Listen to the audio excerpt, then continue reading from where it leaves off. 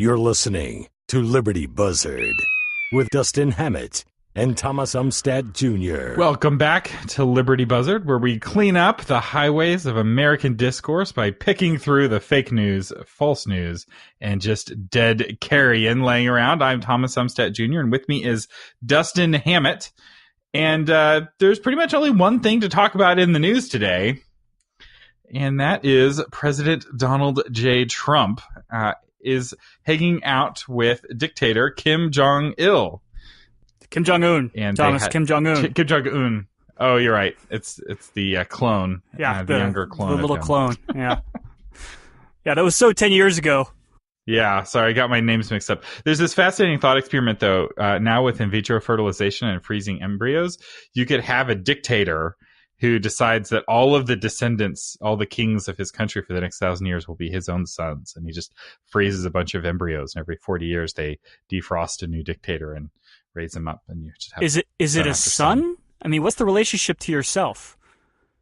I mean, it's an independent being, but it's your direct clone. No, it wouldn't be a clone. It would be a child. So, we do in vitro fertilization. Oh, I see now. what you're saying, but you're not talking about a direct couple clone. is infertile. Yeah. Right. Yeah. So, but it would be a direct descendant. And so and you wouldn't be able to control. I don't think there's a way to know what the gender is of an embryo.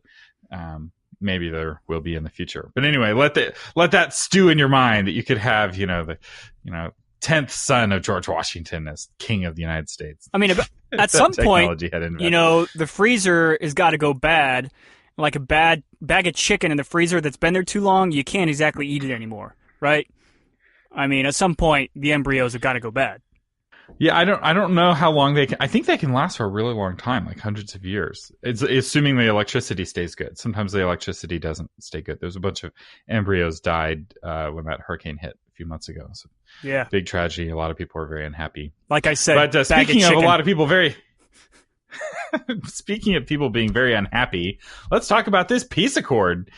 So Trump and dictator Kim have been having this fascinating on-again, off-again flirtatious courtship for the last 6 months or so.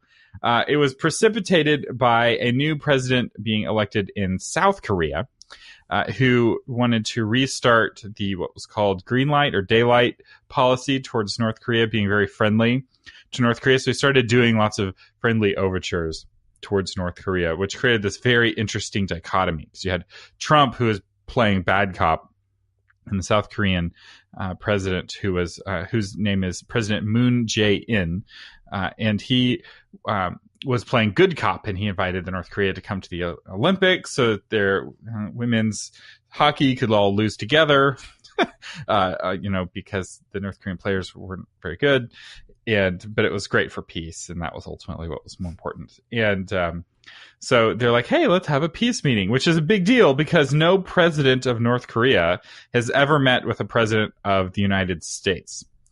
And so they they signed a letter of intent.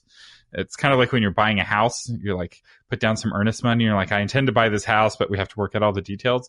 That's kind of where they are with their peace treaty, which I think is pretty exciting. What are your thoughts, Justin? My biggest thoughts of this are, good on Donald Trump for trying. What's the definition of insanity is trying the same thing over and over again, expecting the same result. And we've essentially been trying the same thing over and over again since, with the original peace accord, the armistice, which I think was 1953, 54, I can't remember the exact year. But it's been pretty much the same the whole time. Nothing but rhetoric and words going back and forth the whole time. And even President Obama, I believe... And we've been at war this whole time. Yeah, technically at war this whole time. Even President Obama made mention of the fact of meeting with North Korea, but I think he got so much political pushback that he decided he didn't want to cast his political capital on that. That's my interpretation of his decision anyway. But Donald Trump doesn't give a crap about political capital. And, the narcissist that he is... He has his own political capital. It's the best political capital. He's got so much political capital. He can never run out. I don't think either one of us we're fans of Donald Trump, but at the same time, I got to give it to the guy. He's thinking outside the box. Or maybe if he's not thinking outside the box, he's acting outside the box. And words are one thing, but actions are different. He's going out there and he's trying. And what absolutely amazes me is across the spectrum out there, you got a lot of camps, right? You got the MAGA types, the Trump hardcore supporters, who are saying this is the best thing ever. This is a huge coup. Donald Trump is amazing, and they certainly could be right. I mean, they might be right. Then you have the left who is out there, the Robert De Niroists out there who are saying, F Trump, whatever the cost, no matter what he does, anything he does is going to be bad. The Bill Mahers of the world who want everything to be terrible just so Trump looks bad, no matter the cost.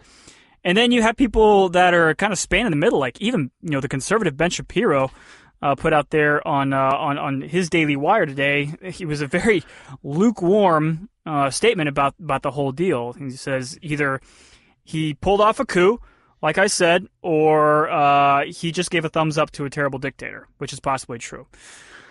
And the thing is only time will tell, Will Kim actually start coming toward the middle? Will he actually start coming toward the side of peace, or is he just playing everybody? Is he, in fact, the one who's an evil genius? And it's tough to tell. My position right now is good on President Trump for trying. Because you know what? You'll never know until you try.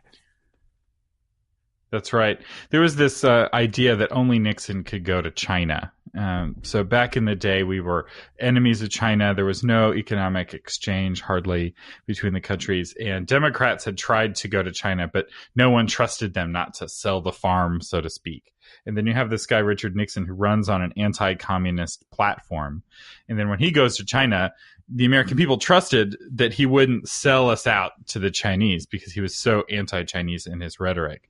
And he ended up getting a peace agreement with China, or a statement of understanding with China, got China to no longer be friends with Russia, which really alienated USSR, which was our big real enemy at the time, and started a trade arrangement with China that has ended up being very good for China and very good for the United States, arguably. And I think that Trump, in the same way, has an advantage with North Korea because he's seen as such a aggressive, mean, bully person, and because his rhetoric against North Korea was so harsh for so long.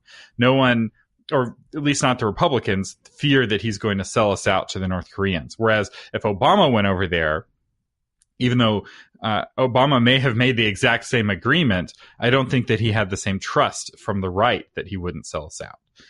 And if that same photo of Obama giving Kim the thumbs up, the right would have lost their minds. Absolutely, they would have. They would have lost it. I mean, that's the problem with entrenched camps on either side, right? Is they're going to lose their minds and they're going to spin it to their thinking, no matter what. And it's problematic for the peace accords because, once again, you got people like Bill Maher out there who are saying, hey, I don't care what happens. I want there to be an economic collapse just so the guy looks bad, which is obviously just so wrongheaded in so many ways. I think that's a really interesting perspective. It makes me nervous comparing Trump to Nixon, but I think there's a lot of people out there who will see the similarities. But to go a step further, and we have to remember that when you're talking about China, in the 70s, you're talking about a Maoist regime. When you're talking about Russia in the early and mid-'80s, you're talking about a Leninist regime, and the two were very, very close cousins. And Ronald Reagan, a lot could be argued for him bringing forth perestroika and glasnost and the fall of the Berlin Wall simply by opening a dialogue that hadn't previously been open with I'm drawing up with Gorbachev. So, there's a lot of people out there who say no, just we just want war. That's always, as Kenneth Hazlitt will say in his Economics in One Lesson, that is always a really terrible choice. Even when we went to war with Hitler, which is absolutely a righteous war, what was the economic cost? It was huge. And so to sit here and say that despite the fact that Kim Jong-un is a despot with all these gulags and he's done terrible things, yes, but to not talk to him, to only invite hostilities, I think the cost is worth more than going out there and looking the man in the eye, patting him on the back, saying, hey, yeah, you're a great guy. Now quit being a douche, I think it's worth the effort. Yeah, what's going to be better for the North Korean people in the long run? We can continue isolating North Korea, which doesn't help their people. And if you don't believe me, we've tried it for 50 years. And then we tried it for 18 more years after that. And it's not helped their people. Their people are worse off each year than the previous year. Or imagine if we're able to actually end the war and people are able to move across that border, across the demilitarized zones.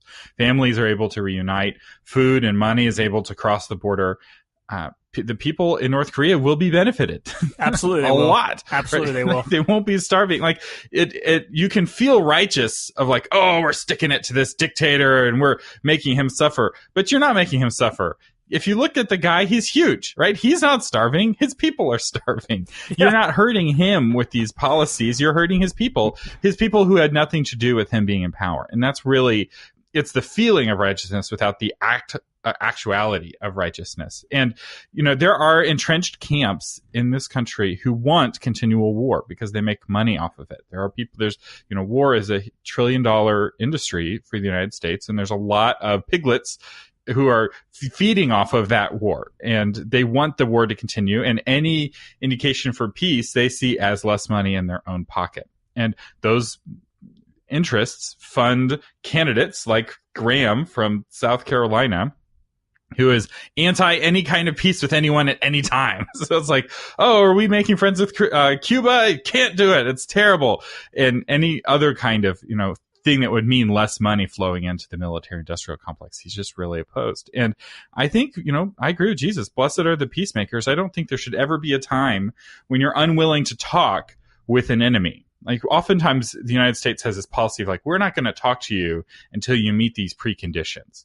And I think that is a very pro-war and a really stupid position because there's no harm in talking. Sending diplomats over there, you put them on a plane and it's not very expensive. You compare that to dropping bombs on the country, it's way cheaper. And sure, 99 times out of 100, those talks may come to nothing, but there's always a chance that you actually can come to an agreement and bring about peace. And, our relationship with Vietnam, we bombed them like crazy and that didn't help. And now we trade with them, right? We have factories there. You're absolutely right. It's like, yeah, it's an incredible relationship. I was just thinking about that. Our relationship with Vietnam, Vietnam, Russia, China, all these formerly Maoist, Leninist, Marxist countries we had terrible wars with, cold or hot. And now we're trading partners with. Why? Because we open dialogue with them, right? So Vietnam is another interesting one. I'm looking at some talking points on what was actually accomplished between Trump and Kim. One of them, a lot of people are saying, hey, we didn't get anything substantive from Kim Jong-un. Well, it's the initial talk. Baby steps. We can't go in there and ask for the world. You ask for baby steps. So what did we promise? We said, hey, we're not going to go out there and play war with South Korea for the time being. All right. Is that really a big deal? Which is a really easy concession. It's a pretty easy concession. That saves us money. It saves a lot of money. It saves. People have no idea how much those military exercises cost. They cost, just to go out there and play war, cost a lot of money. So that was an easy give. Just to soldiers, we're not leaving Korea. Go sit in your barracks and play Xbox for a little while we figure out what's going on here. They said, hey, yeah, we're going to get rid of our nuclear program. It's a promise. It's a handshake deal. Will they? Won't they? Who knows? The biggest one that I see here, and this is why I like what you said about Vietnam, the biggest one that I see here, and people don't appreciate, I think, how big this is because it's so big because it's so small. A little bit of irony there. Let me explain. The United States and North Korea committed to recovering the POW MIA remains of those killed in North Korea. That's huge. That's, in my opinion, kind of how the peace with North Korea, or sorry, with Vietnam started. You start with these baby steps. Hey, we're going to go in there. We're going to patch up, people's feelings from this war we had 50 years ago. Now all of a sudden you see good faith in the form of American remains in coffins draped in American flags coming back home. And it shows, and it's a really easy give by Kim, and it's good PR for him too. It shows that the cooperation can continue. And if you can start with something really small like that, something really easy for Kim to give, then we can ask for more. Then we can ask for more. Then we can ask for more. But for people to criticize President Trump and to go out there and say, oh, well, he didn't give anything whatsoever, I think it's completely wrong-headed. As a matter of fact, whatever diplomat was advising Trump advised him to start with recovering POW MIA remains from the Korea War, I think is an absolutely genius diplomatic move. And if you don't believe Dustin, think about it in your own life. If you've had a break of a relationship, let's say somebody you were really close to and you had a huge falling out and you tried to reconcile that relationship, you don't reconcile the relationship and become best friends or become lovers overnight. Like, that takes time to rebuild that trust. And if it's that way with individuals, it's got to be that way with countries too. And the wonderful thing about this MIA remains is that, let's say, worst case scenario, all of these talks fall to pieces. Trump tweets out something crazy, hurts Kim's feelings, and everything ends. We still have those remains back. Those families were able to mourn. Those American military men and women are buried now in cemeteries in the United States. Like, that's permanent. Like, we have given non-permanent things, right? Because we can restart the war games anytime we want. That's not some permanent give in exchange for something permanent, even if it is something small. And I agree. I think that that's a great thing to get back. And it also is a great thing to kind of say to the military. It's like, look, even if it takes us 70 years, we're going to do whatever we can so that no man is left behind. That's right. And this whole process is going to start with a bunch of small things. So people who think that next year, the Koreas are going to unite, Kim Jong-un's going to be deposed, and everybody's going to be happy, clap, clap, unicorn rainbows. You're deluding yourself. This is going to be a slow process. It's going to be a drawn-out process. It took, after the initial meeting with Reagan, with Gorbachev, which I don't remember exactly the year, but it took a few years for the Soviet Union really to fall. So it's not going to be an overnight process. It's going to start small, and diplomatically, that's how you build momentum. And I actually think that this whole meeting, I think that this is great for Donald Trump, and I think this is a coup. And this is coming from somebody who didn't vote for Donald Trump. I think actions speak louder than words, and I think this action says a lot. Yeah, so here's an interesting question for you, Dustin, because I didn't vote for Trump either. But let's say that he actually ends the Korean War. So 50, 60 years, however long the Korean War has been in its, quote, cold state. It's still been an active war. My grandfather fought in the Korean War, or was a doctor in the Korean War, and he's got medals from the United Nations, actually, because this technically was a United Nations police action. True, yeah, true. So it's like, I don't know if I'm comfortable with these medals coming from the United Nations. This is an American. It was a different United officer. Nations, but anyway, Thomas. It's true. The United Nations is just like some blue paint that we put over the other blue paint that was America. Exactly. So, all of a sudden. But anyway, so let's say he actually brings an end to the war. What are the odds that Trump would get a Nobel Peace Prize? Slim to none. I say 0. 0. Because the Norwegians that give out that prize hate Trump. And there's not, because that prize isn't about what you do nearly as much as it is about who you are. It's politics, right? Obama won it. Exactly. Right. So Obama won it 9 months after he was president, but the voting on whether or not he would get it actually happened just like a few weeks after he was president. So he literally did nothing to earn it other than be elected. It was purely on the hope that he would be peaceful as an American president. So I just don't see it happening. It would be hilarious if it did, but I just don't see it happening. Yeah, I think it's very doubtful. Like you already very, very intelligently said, it's a popularity contest over there in Norway. And based on in the past who has gotten the Nobel Prize, one has to start taking that whole prize with a big grain of salt. So does he get the prize? Frankly, I don't care. Yeah, I am very optimistic about this. And I will say I'm not too concerned about North Korea's nuclear weapons. Like, a lot of people are really nervous that they have nuclear weapons. But the reality is, how would they put those to use? So however many nuclear weapons North Korea has, the United States has more. We have better weapons, and we have second strike capabilities, which means that if somehow they surprise the United States and turn the entire United States to ashes, we would still nuke them. Submarines underneath the water and satellites up in space would drop nukes down on North Korea, so there would be no North Korea. There's no scenario that North Korea could ever use their nuclear weapons, and exist as a nation. Like, even if every missile found its home, it still would not happen. Like, there's no way they can use their nuclear weapons. And so that's not the fear that I have. Like, I'm not afraid that they're actually going to nuke somebody.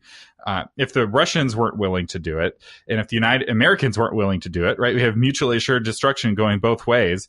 How is a tiny country like North Korea willing to do it? The real fear for me is all of their short range and medium range artillery pointing at Seoul, South Korea, which is the main reason why we haven't invaded North Korea up to this point. Because conquering North Korea is relatively trivial, or it was until recently. But the problem is there was no way to do it without losing half the population of South Korea in the process. And that's not a exchange we're willing to make. And I think for good reason, right? The South Koreans don't want that. And we're not gaining anything for doing that. And so I think peace is the only path forward here. And what's fascinating is that the Chinese finally are actually willing to play ball. Because for a long time, China has used North Korea as a way of getting concessions from the United States. China wants some trade concessions. They'll encourage North Korea to make lots of a ruckus and do scary military things. And then the American president has to go to the Chinese and be like, hey, will you calm down your dog and get it to stop barking? And the Chinese are like, yeah, but you have to give us this trade deal for us to get the dog to stop barking. And so we're like, okay, fine, here's the trade deal. And then they're like, okay, Kim, shut up. And Kim shuts up and they get more concessions. And China's finally not doing that. And I hear that part of the reason for that is that the nuclear test that North Korea was doing inside of a mountain, the mountain collapsed and radiation started leaking into China. And China was like, no more. We don't want that. The scary barking dog has gotten out of hand. And so North Korea is now finally dangling in the wind on their own without China kind of protecting them. And I think that's really fortunate. And it's almost like an act of God causing this place where they were testing their nuclear bombs to stop being a safe place to test bombs in. Well, act of God or just an act of a nuclear weapon, or maybe they're one and the same. I don't know. But I think you're right. I think North Korea has become more of a liability for China than it has become an asset. A lot of people, and I am definitely not briefed in at the highest levels on what's going on with China. All I know is my lay perspective, which could be way off the mark. I don't know, but my lay perspective is that the Chinese leadership are smart enough to know that they are in a far better position doing business with us than they are going to war with us. Whether they've read Hazlitt's book or not, I'm not sure, but I think they're smart enough to know that a war is a whole lot less profitable than doing business. And I think that they've come to that realization. I think Kim Jong-un and all the Kims and North Korea in general has become more of a liability than it has become an asset. And I would not be surprised, once again, not having any knowledge of all what's going on in the intelligence community, I would not be surprised if China was very subversively behind this entire process. I mean, I think they are the man behind the curtain, and I think they played a huge part in all this. It's just nobody knows about it. I would not doubt that at all. And some people are like, oh, but didn't war with the Germans get us out of the Great Depression? And I think that really misinterprets what happens, because during the war, things got worse, not better. My grandmother tells of that, they couldn't buy sugar. They had to crush lemon drops to sweeten their tea because they couldn't actually buy sugar because it was rationed. Or tires. All of these things were rationed. Yeah. Couldn't buy tires. Imagine going to the store and not being able to buy something unless you have a card from the government that gives you permission to buy that thing. How is that better? That's not better. That's worse. And they had to suffer through that for years until the war was over. And then after the war was over and we stopped all of that government spending, everyone's like, oh, it's going to be the end of the world. The government's not spending all this money and stimulating the economy and creating these jobs. It's going to be a crash. We're going to go back to the Depression. What happened? Biggest boom ever. We had a 15-year bull run where everything was going great. Now, granted, some of that was because we blew up everyone else's factories and we had the only factories left. So there's always that. There is a little bit. So, you have to look at things in context, but one war and one, timing doesn't prove that war somehow is good for the economy. The reality is when you're at war, you spend money on things that blow up and then they cease to exist. When you're at peace, you spend money building bridges and houses where you build the thing and it continues to exist and provide value. and make the world around it a better place. And the longer you're at peace, the wealthier you become as a nation. And that seems like so obvious, but there's this thinking in a lot of people's heads, especially people who are part of the military industrial complex.